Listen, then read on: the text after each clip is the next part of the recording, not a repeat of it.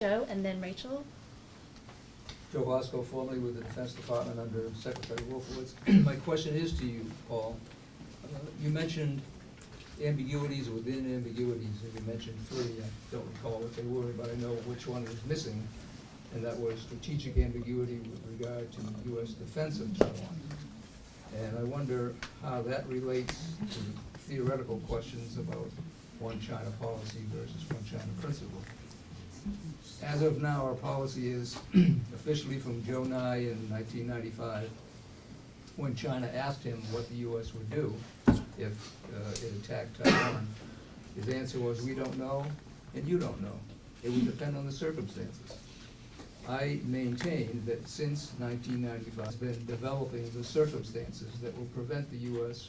from coming to Taiwan's defense. That is the area denial, anti-access policy, attack submarines, ballistic missiles against ships, and so forth. So I wonder if the time has come for the U.S. to let China know there's no point in continuing this military buildup. We are going to defend Taiwan. We don't want a war with China over Taiwan. Neither do you. So let's get that issue off the table. Thank you. I'm Rachel Burton with the Project 2049 Institute. It's been a really wonderful morning.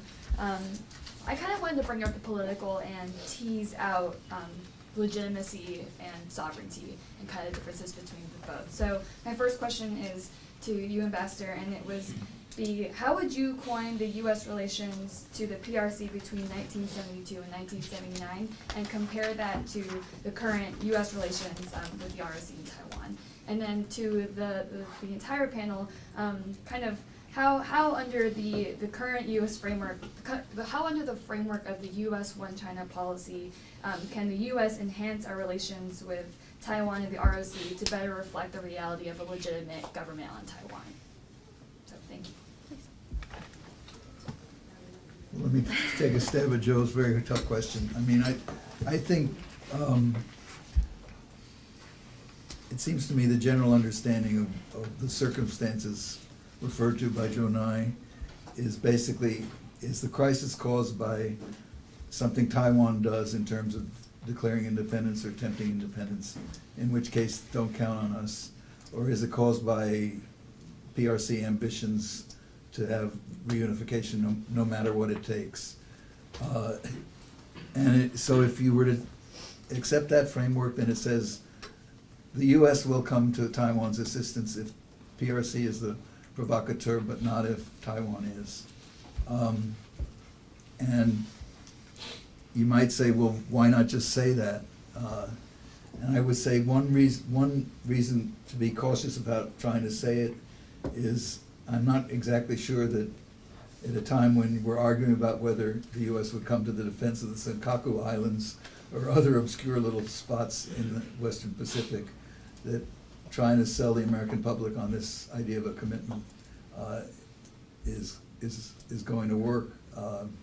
I personally think that less ambiguity on the point that I just described would be useful if it were sustainable politically. If it's not sustainable politically, then it's probably better to leave bad enough alone.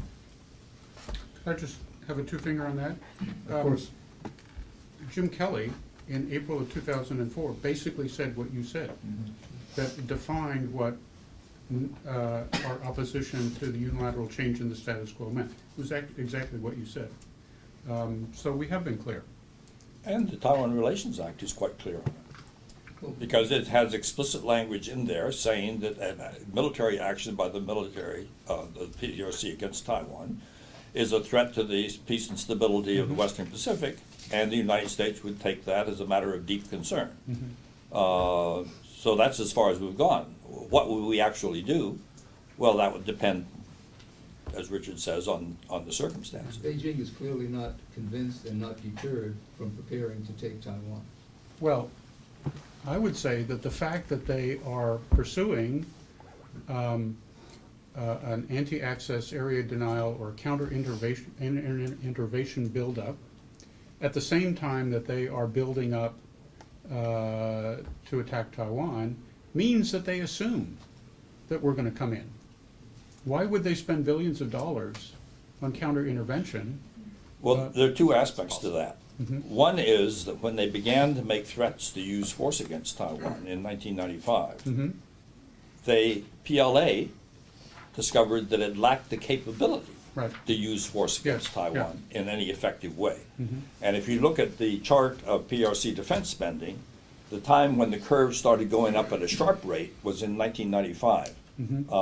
Because the PLA used the Taiwan issue as a cash cow in order to build up the military budget. So there are two angles on that.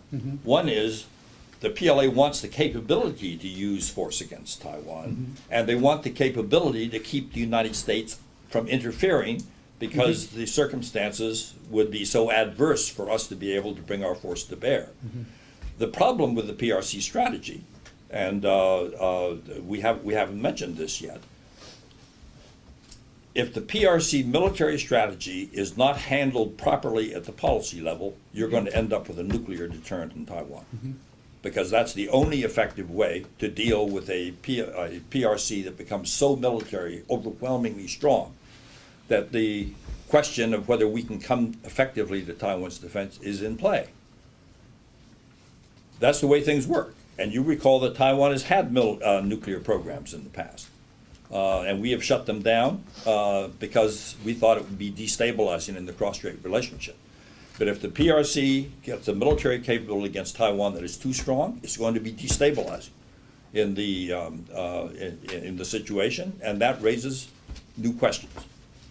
Tough issue. I think one of the problems too is if the Taiwanese public is too convinced that the US will come to their support, then they won't do the things that might actually make it Yeah. much more difficult for PRC action to succeed quickly with a sort of fait accompli that would stop the US from doing anything. Yeah. And I think there's this trade-off between being clear in terms of deterring the mainland and being clear in terms of encouraging Taiwan to do what it should be doing on its end. Let me answer your question. There's no comparison between our relations with Taiwan, the unofficial relations we have now, and the period under the liaison office. Our relations were extremely constrained under the liaison office arrangement. We had no access to other ministries. We could only deal with the U.S. and Affairs Division of the Foreign Ministry. We could not travel freely. Every aspect, the numbers of personnel we had were limited. So that if you compare it to the operating conditions in Taiwan now, it's night and day. Let me respond to the second question. You know, there are limits on the United States in terms of talking about the sort of political and legal status of Taiwan and the Republic of China.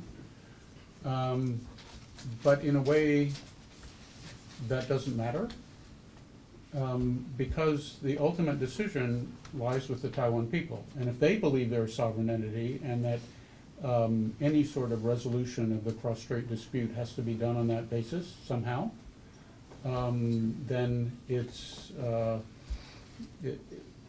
that's what's important. Now, do they have a good idea of what it means to be a sovereign entity? Sometimes it's not so clear. Do they have a political system that could forge a consensus in whatever direction? Not always so clear. But, you know, I think our saying that this has to be resolved with the assent of the people of Taiwan,